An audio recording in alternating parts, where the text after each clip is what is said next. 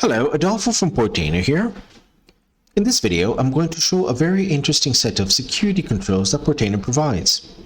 So I'm going to start by logging in as my admin user, Joe.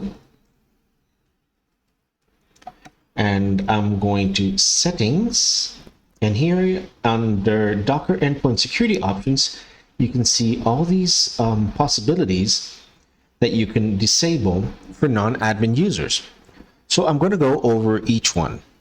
Let's start with disable bind mounts for non-admin users. So when I enable this feature, I block the ability for non-admin users to bind mounts when creating containers or stacks. So with this feature enabled, the option to attach to a host file system path is removed. Disable privileged mode for non-administrators. This security setting blocks the ability for non-admin users to elevate to the privilege of a container that can potentially bypass SE/Linux AppArmor configurations on your Linux operating system. So when this is enabled, the option to select privileged mode when creating a container is removed. Disable the use of PID1 for non-administrators. This blocks totally the ability for non-admin users within Portainer to request that a deployed container operates as a host PID. A non-trustworthy user, for instance, could operate as PID1. That eventually could mean the ability to run any command in the container console as a root user on the host. Disable the use of stacks for non-administrators. So this removes the option to deploy stacks if you're a non-admin user.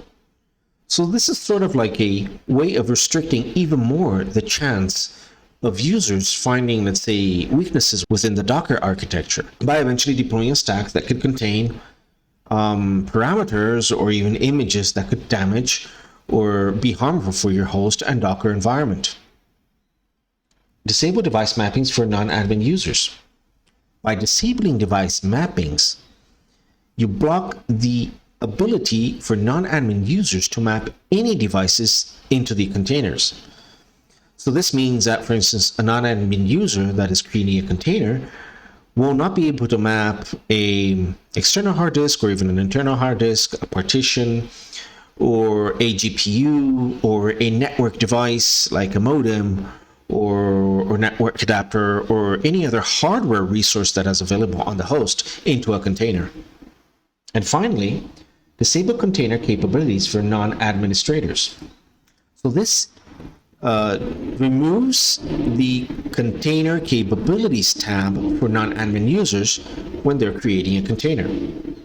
Okay, so I'm going to save the settings here, and I'm going to open a new incognito window, open my Portainer instance, and log in as user Peter. User Peter is a non-admin user. And right away here, you can see that the stacks option is not available. So let's try to create a container and see what changed.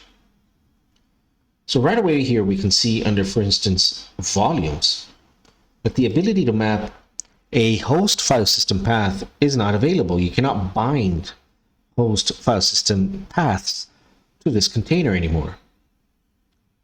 Under runtime and resources, the ability to run the container in privilege mode is also not available. Also, you can notice that the capabilities tab is missing. It's not there. It's because non-admin users in this case will not have access to the capabilities tab.